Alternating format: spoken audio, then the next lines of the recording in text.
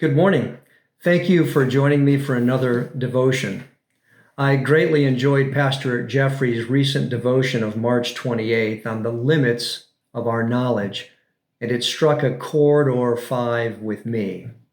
Like you, there's a great deal that I do not know.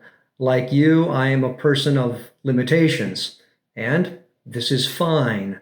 Recognizing it is part of wisdom. There is wisdom in embracing this. To see this, let's go to the wisdom literature of the Bible and listen to the words of Agur from Proverbs 30.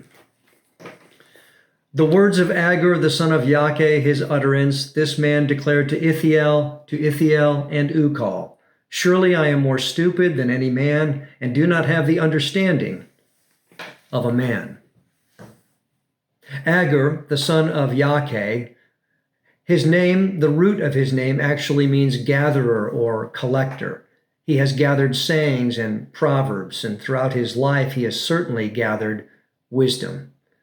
This is his utterance. This is his message, and his message is one that concerns the limits of his knowledge. We are listening in on his message, but he has told it to two others, to Ithiel and to Ukal. Now, there's some translation challenges in this verse. Ithiel could also be translated, I am troubled or weary before God, and Ukal could be translated, I am consumed, I have come to an end, or I'm worn out. And this is why the ESV translates this verse in this manner. The words of Agur, the son of Yake, the oracle. The man declares, I am weary, O God. That's Ithiel. I am weary, O God, and worn out. That's Ukal. Either way it is translated, limitations are present. After this, Agur starts his message, and this is what he says in verse 2.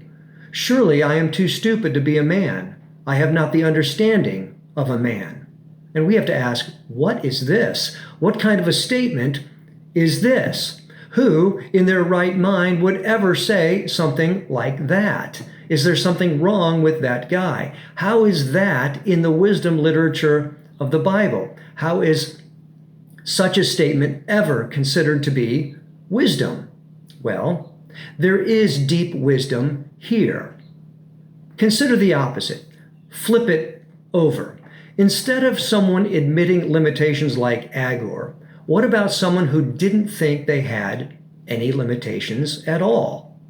Have you ever met someone who is a know-it-all? You can't tell them anything. They have the world by the tail. They suck the air out of a room. They dominate dinner table discussions. And if you need an opinion, they'll be sure to give you one. There is no authority over them. They have it all figured out. That's not wisdom, according to the Bible. That's foolishness. Now, back to Agur and Proverbs 30.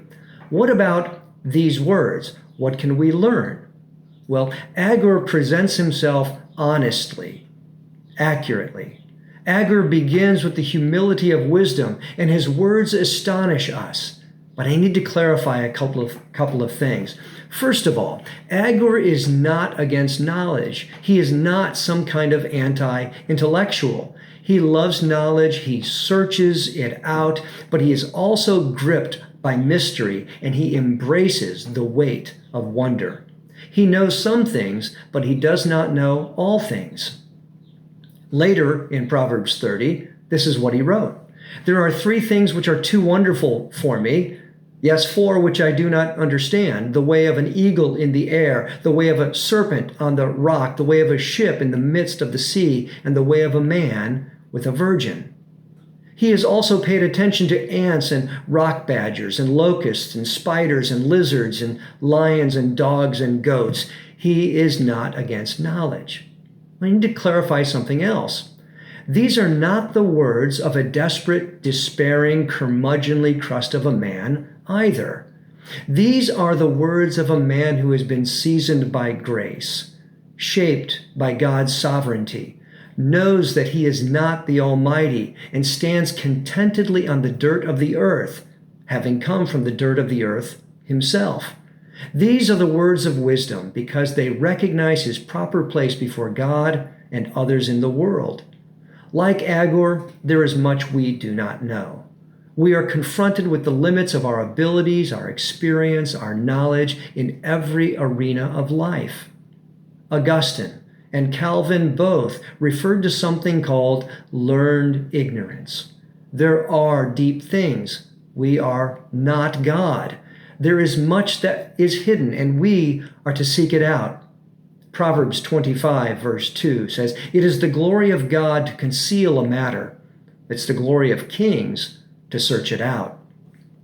Last, like you, I find myself thankful for not knowing all things.